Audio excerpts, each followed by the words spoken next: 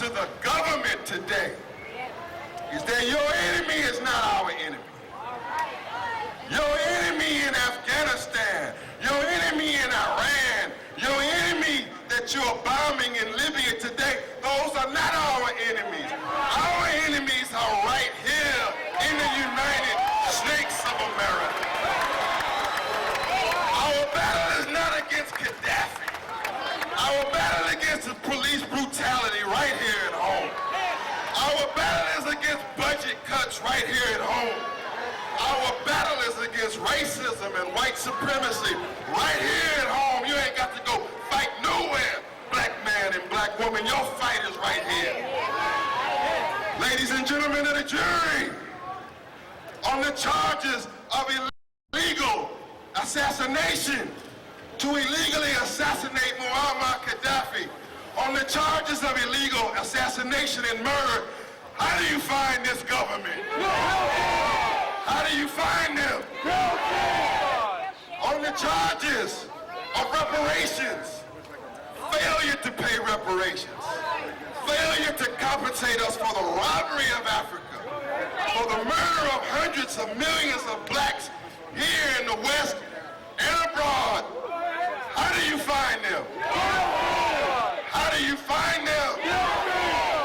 On the charges of setting up a bloodsucker economy, a capitalist bloodsucker economy that leaves teachers poor, union people poor, working people poor, and let the head of General Electric make $4.9 billion on the charges of a bloodsucker capitalist economy.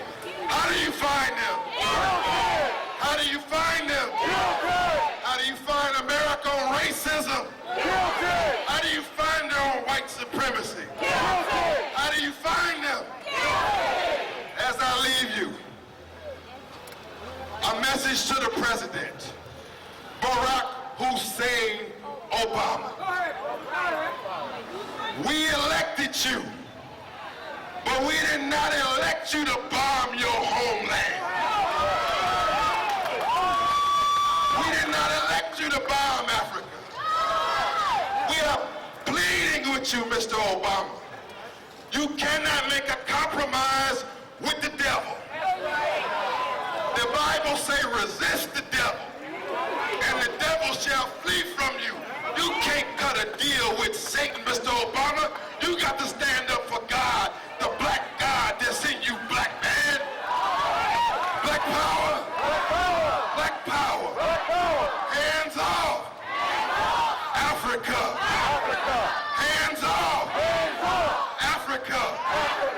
Look, go to our website, www.newblackpanther.com. Go to newblackpanther.com.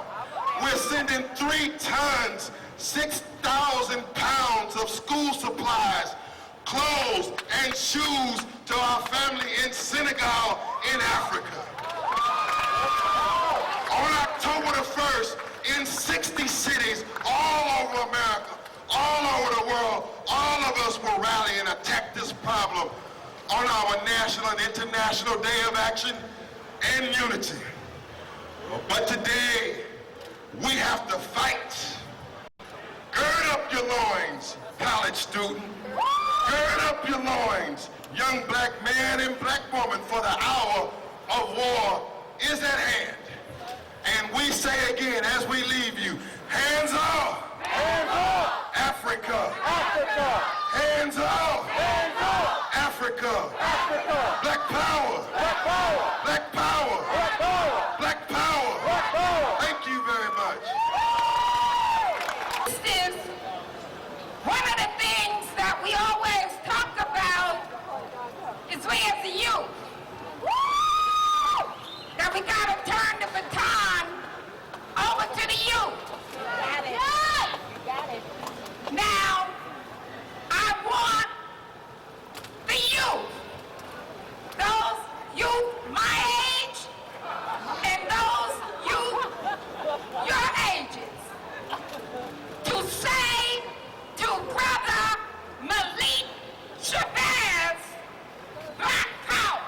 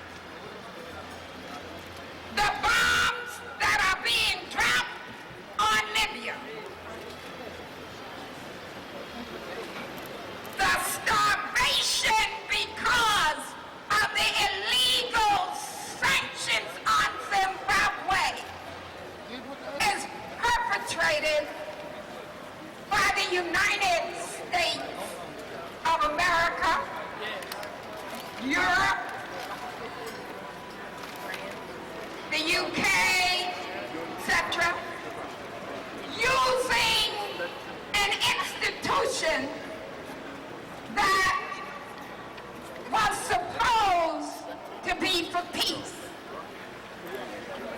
That institution is the United Nations. This brother that I'm going to introduce to you, a renowned international lawyer, one of the founders of the National Council of Black Lawyers, a member and/or founder of the International Association of Democratic Lawyers. Brothers and sisters, just this time, just right now, if everybody could just exhale. Thank you. Hey, it's just... And just whisper. Because we are going to be given some information that is going to be absolutely essential for our next phase of the struggle. So brothers and sisters, please welcome world-renowned lawyer, international lawyer, and our brother Lennox Hines.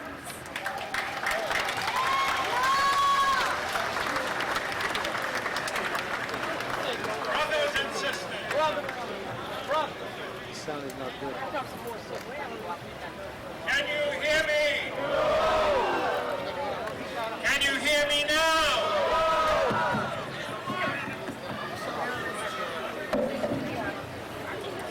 Brothers and sisters, can you hear me? I want to hear you say, stop the war in Libya. Stop the war in Libya. Stop the war in Afghanistan. Stop the war in Iraq. Stop the war against African people.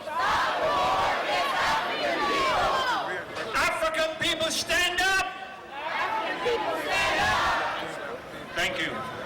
Brothers and sisters, we are bearing witness today to the most serious international crimes being committed by the United States of America against African peoples. These international criminals are in Washington, D.C. Some are in office.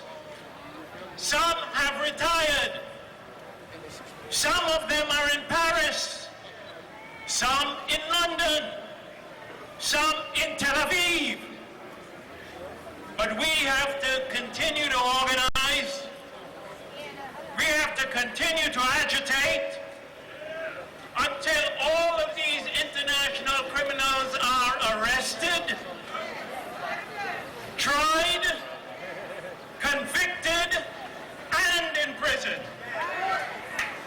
The most serious international crime, brothers and sisters, is the crime of aggression.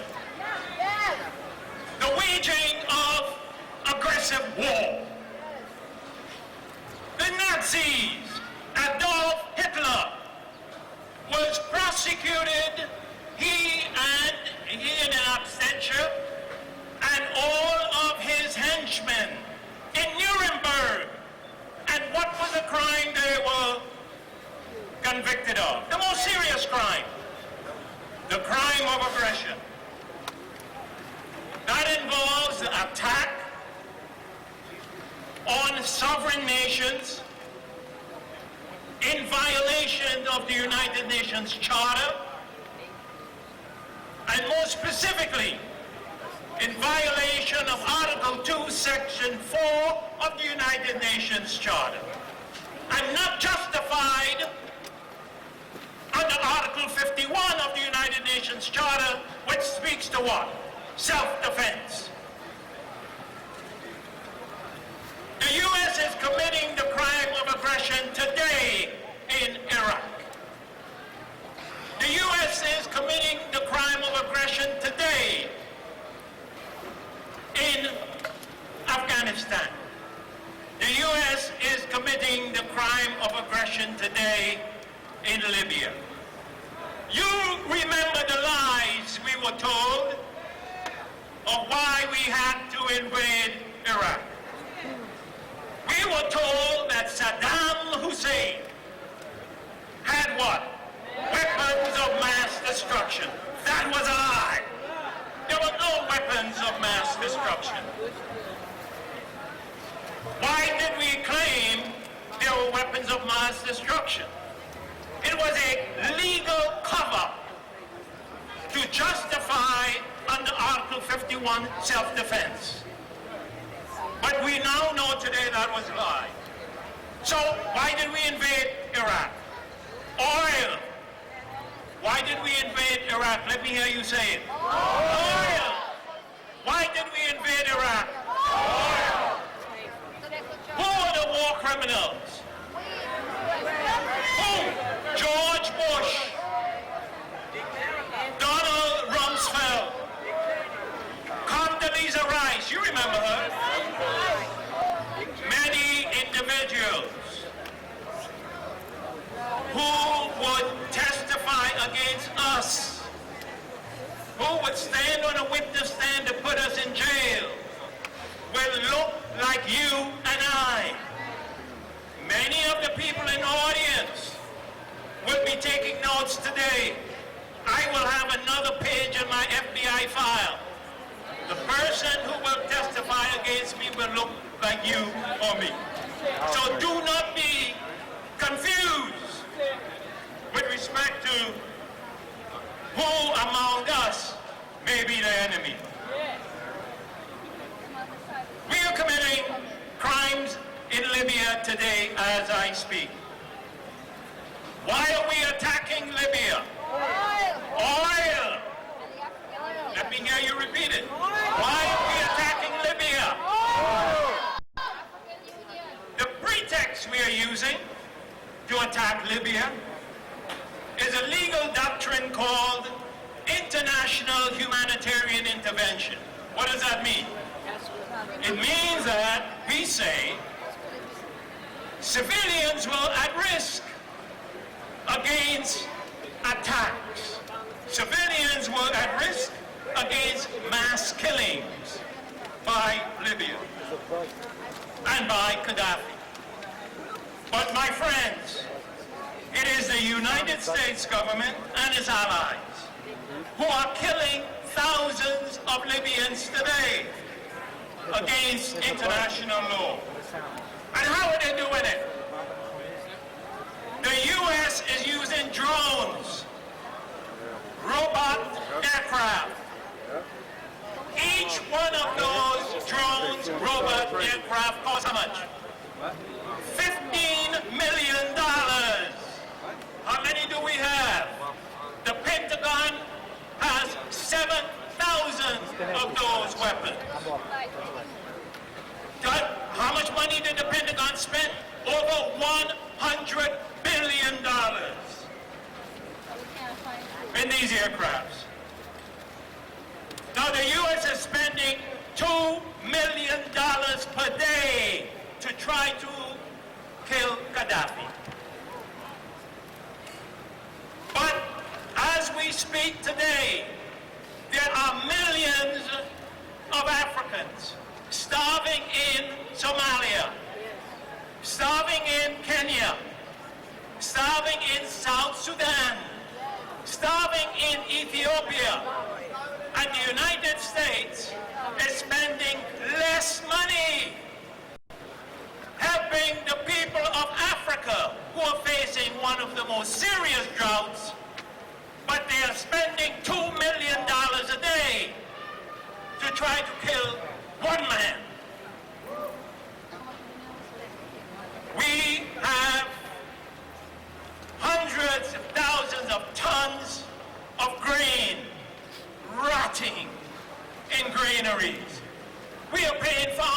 not to farm? Why aren't we issuing international humanitarian aid to our brothers and sisters in Africa instead of trying to kill them? The U.S. has only allocated $500 million for 5 countries facing starvation. We spend $8 million a day of U.S. tax dollars, your tax dollars, supporting whom? The State of Israel.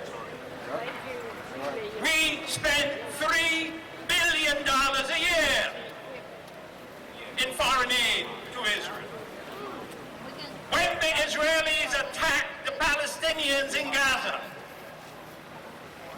we didn't say there should be international humanitarian intervention.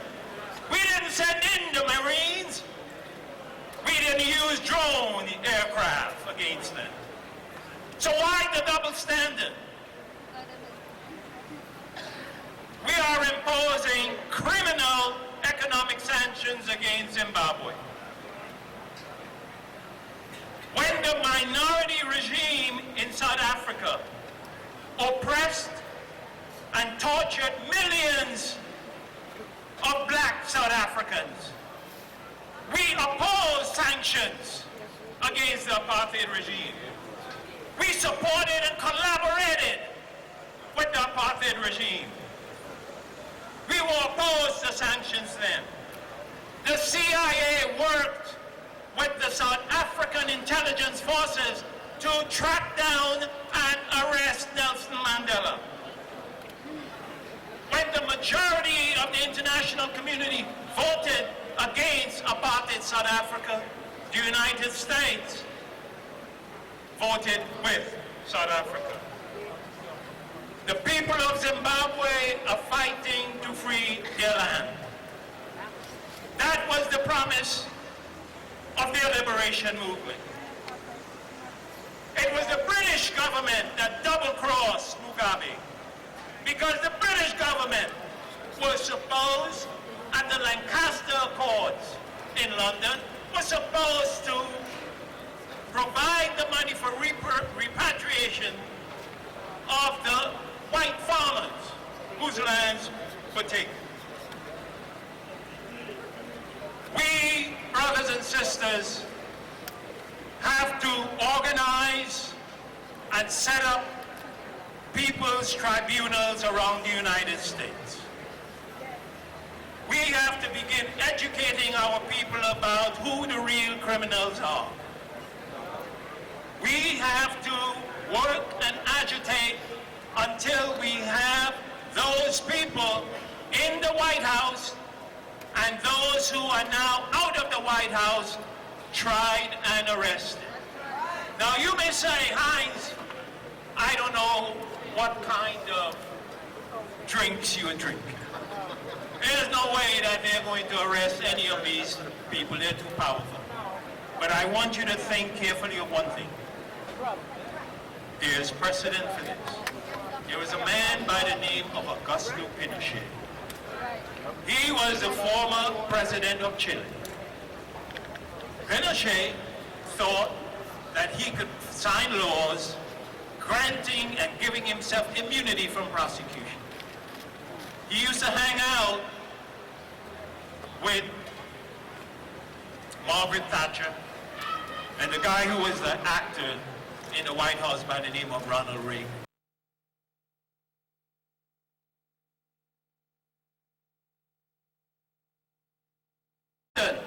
There was a knock on his door. His security guards went out and they said, "Who is it?" And the officer says, "Scotland Yard. Is Augusto Pinochet staying here?" Pinochet was arrested, put in detention for crimes that were committed not in Spain, not in London, but in Chile. Why am I saying this to you? George Bush is out of office. Donald Rumsfeld is out of office. Condoleezza Rice is out of office. Obama has lost his way. But he can face himself also in the dock. So we have to organize people's tribunals around the United States. And I pledge my support to assist in this effort.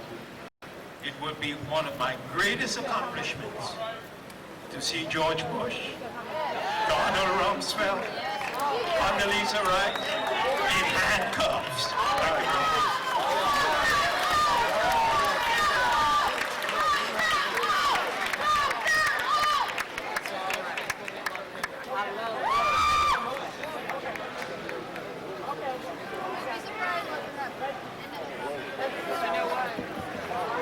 Brothers and sisters, you know those who struggle the hardest and the longest gets the shortest amount of time. So please welcome Brother Larry Adams of the People's Organization of Pop from Newark, Patterson, New Jersey. All of that. Power to the people. Power to the people. Power to the international working class and all oppressed people. What's happening in Harlem? On behalf of our chairman, Warren Tam, the members of POP, I bring greetings of militant solidarity to our comrades of the December 12th movement, to the Nation of Islam, and most of all, to all you lovers of and fighters for freedom. We bring you militant greetings.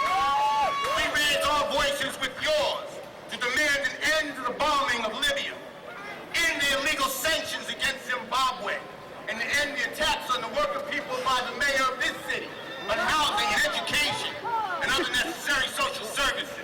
We join you. Sisters and brothers, this rotten imperialist system, monopoly capitalism, is in its worst crisis since the Great Depression of the 1930s. The response of the rulers of our society is to put it on the backs of the working and oppressed people in the world. They are making war on us at home and abroad. They are making war on us at home and abroad. And we got to get on a war footing ourselves. In Afghanistan, in Iraq, and in now Libya. Imperialists are fighting to gain more profits by stealing the resources of other people and to maintain positions with finesse, slaughter, and hegemony. From both Bushes through the regime of Obama, U.S. imperialism is becoming more aggressive militarily. Those who have jobs now, the next generation will have none. We must fight to defend the right to work. We must raise the demand for a national jobs program. Government austerity and elimination of necessary services is the order of the day. Attacks on Medicare, Medicaid, services for seniors, for youth, education, all under attack, but don't raise the taxes on the rich. Don't make them pay. No, we gotta reverse that agenda, folks. Like a board, financial plunder is the word, was the order of the day. The social wealth is being transformed upward. Foreclosure is rampant across the country. Here's an example of a city of Irvington, New Jersey. 40% of the houses are in foreclosure. Expected to be 80% in a minute. That's not just attacking the right to housing. That is transport of wealth. The home is usually a family's main source of wealth. That means black people will be falling further back than we are now in the world gap. The government is becoming more repressive. With over 50% of the prison population being black and brown men, we're entering into a new era of slavery. The Patriot Act, the anti-immigration legislation, ICE raids, fascism is a real danger in our society today. Fascism is a real danger. All of this is in pursuit of a profit for a few and immiseration and poverty for the many. Therefore, we must confront those same enemies who attack us here and our people abroad. We must make alliances amongst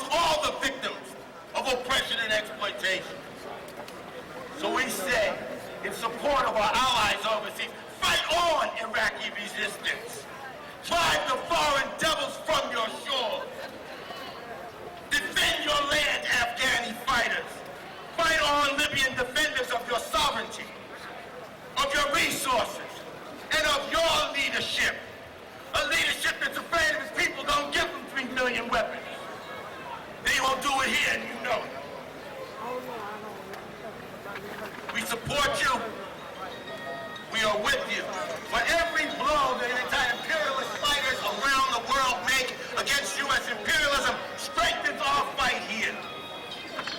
And may we workers and oppressed nationalities in the U.S.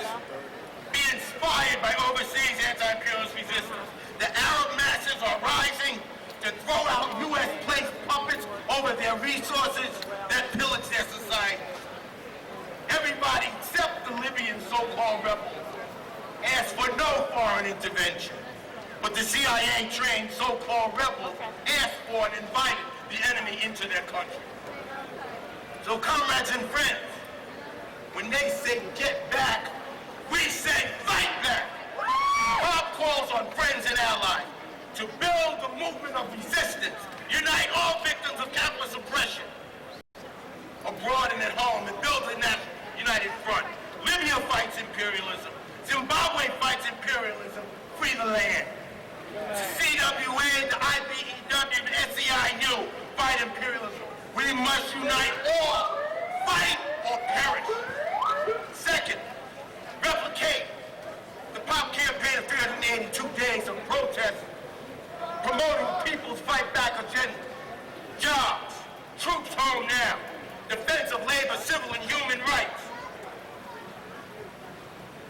housing, education, and universal health care for all.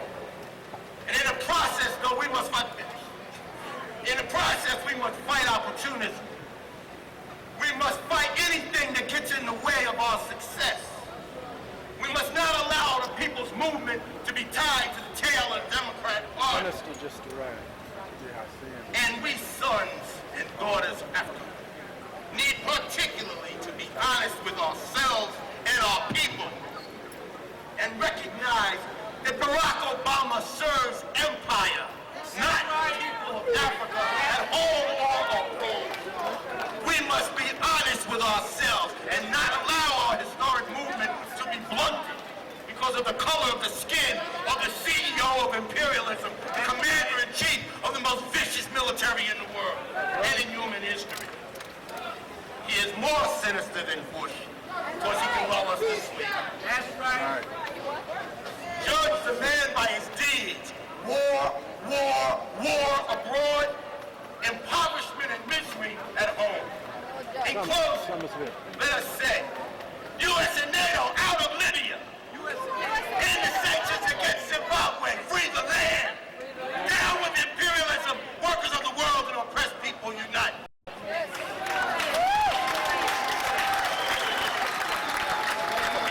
Sleep, my brother. We've been out here too long. Too long. So maybe some of us don't respond instantly, but we ain't sleep, are we? We ain't sleep, are we? That's right. Brothers and sisters, may I introduce to you a brother that I've struggled with for maybe 3 years, because, you know, he was older than me. So I met him some years ago. A brother that nationally and internationally leads the struggle of African people against imperialism. This brother is the Secretary General of the December 12th movement. We know him as Train. Y'all know him as Brother Coltrane Shimaranga of the December 12th movement.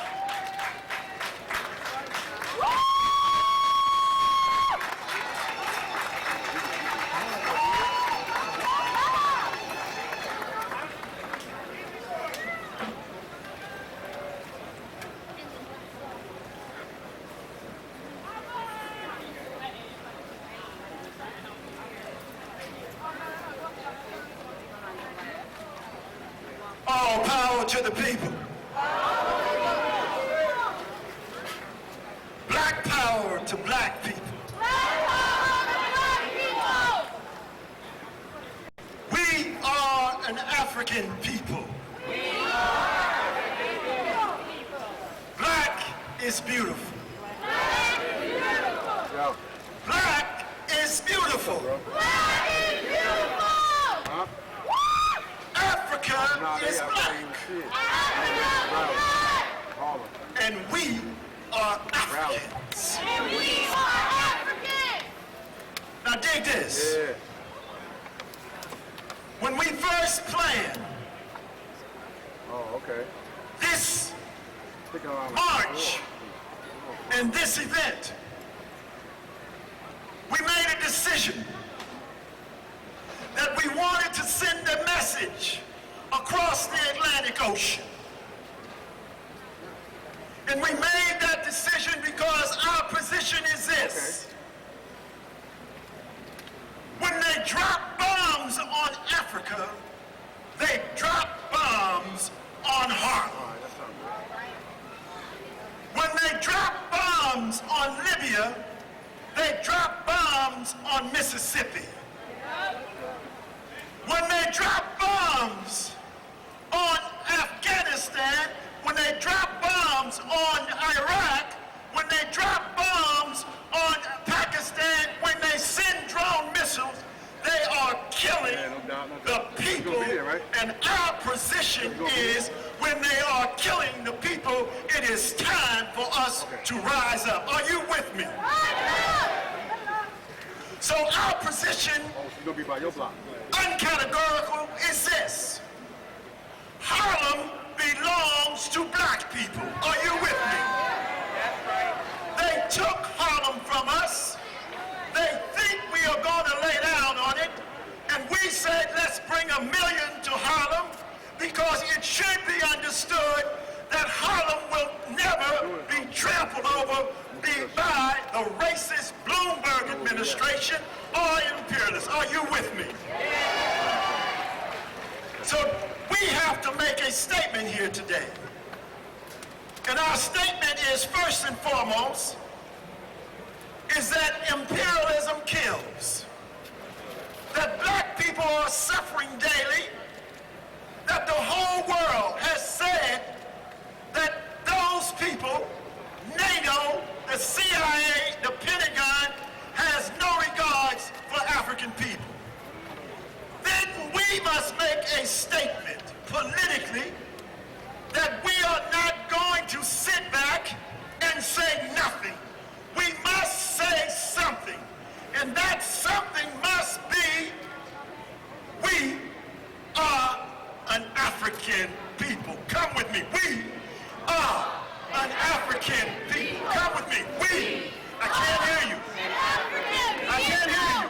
We are an African people. I can't hear you. We are an African people. I can't hear you. We are an African people. I can't hear you.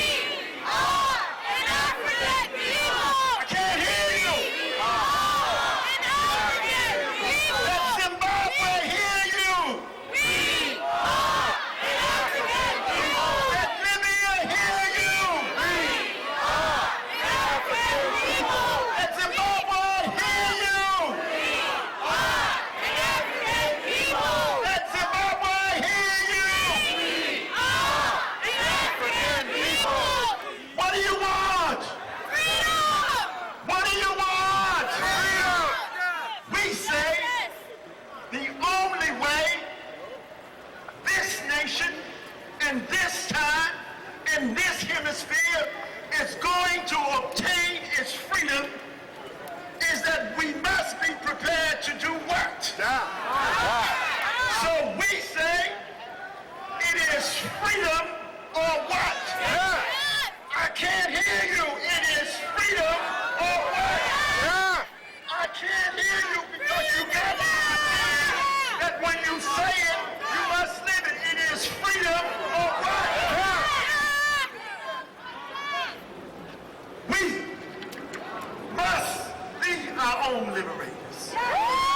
We cannot sit back and dance and sing and play all the sports and make Africa think we are Americans. We are not Americans. We don't know nothing about Americans. We were stolen. We were stripped of our language. We were stripped of our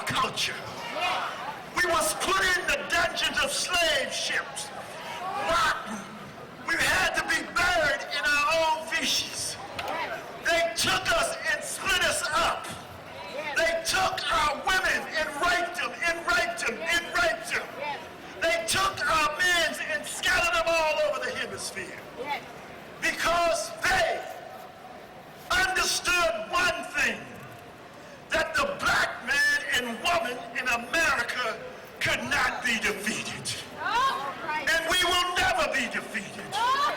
We will never surrender to this racist, imperialistic murder, because we believe in one thing and one thing only, and that is freedom. Freedom or die. So I leave you with this. The December 12th movement doesn't believe that you start something and you leave the people dangling. We must ask the question, where do we go from here? Is there a next move? And I ask you, what did Malcolm say? What did Malcolm say? Malcolm said,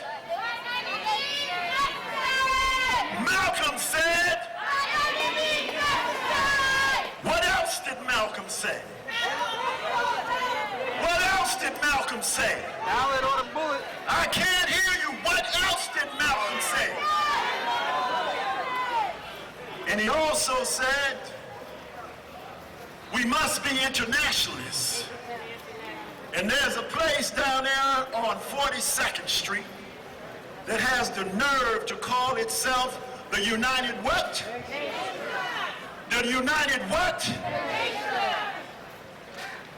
And it is a fascist organization that only believes in destroying and killing people of color.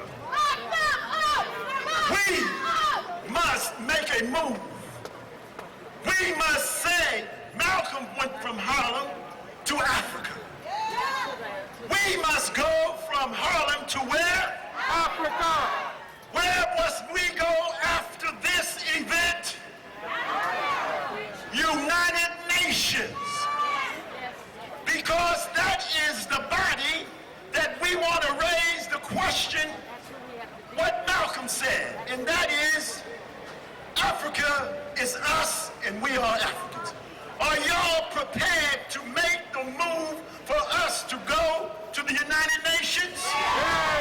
Do you believe that the December 12th movement would never, ever leave you, betray you, or surrender to this dog that he calls himself America? Do you believe that our love is greater than anything else? And you have made us who we are today. And so we want to send a message.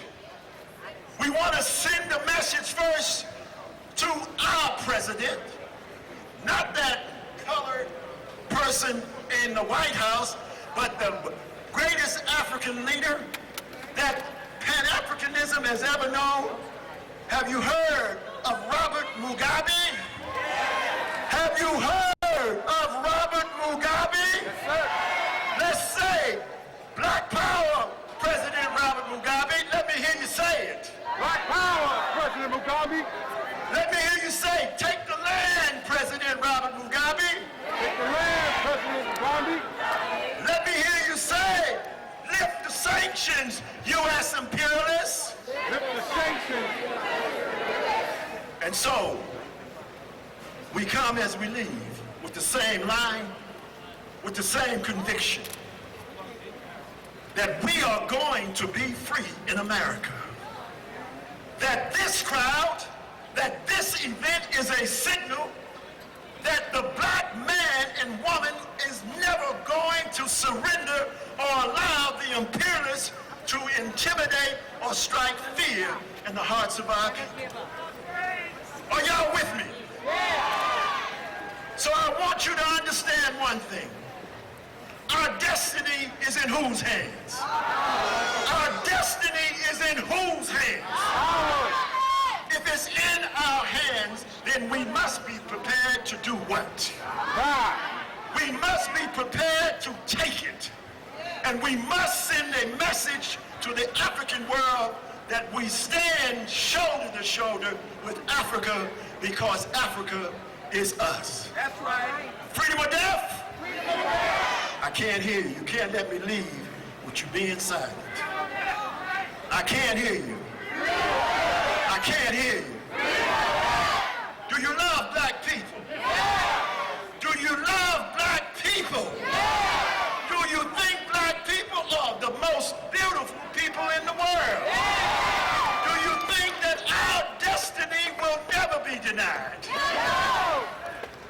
Straight ahead. Straight ahead. Straight ahead. Straight ahead. Freedom or death. Freedom or death. Freedom or death. We love you. We love you. Never give up. Never give up. The minister is coming on. Thank you very much.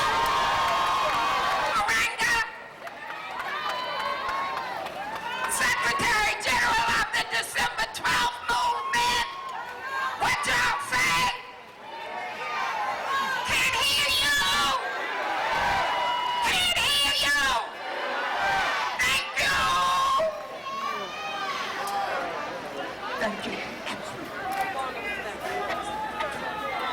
You know, brothers and sisters, what's getting ready to happen now is, where's Melba? I know Melba and the rest of the folks. Melba.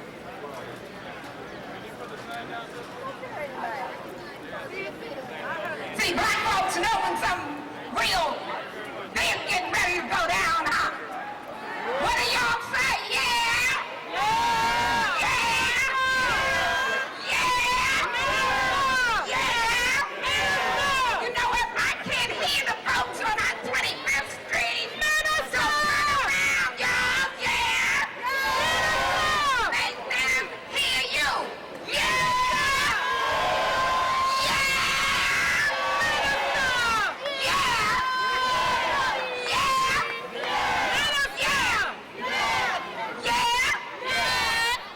A lot of struggles.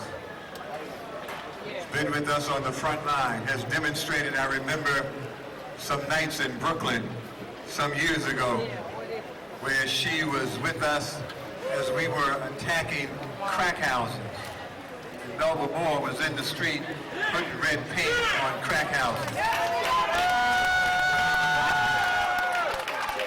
I remember we were launching the Respect Yourself Youth Crusade. And the first person to come into high schools around New York City with me was Melba Moore. We spent a whole day in 1984 registering people to vote for Jesse Lewis Jackson. Melba Moore was there 6 in the morning till nightfall. This is my sister. This is my buddy. Been with me for a long time. All right.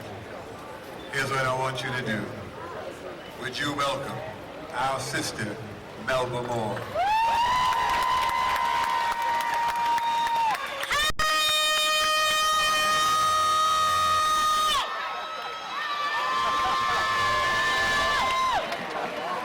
I'm just being silly, but I'm so moved today because I came to say thank you to the Harlem community. Of course, and my neighbors, I was born here. But thank you to the Muslim community. And in particular, Minister Louis Farrakhan. Because when I had lost my career, I had no money. I have one daughter. I had no idea where she was. Minister Louis Farrakhan had a special private audience with me, and when I was assaulted, he gave me bodyguards. When I was dragged in and out of court to the point I had to serve a jail sentence, he gave me attorneys. He put money in my pocket. He gave the manhood back to black men.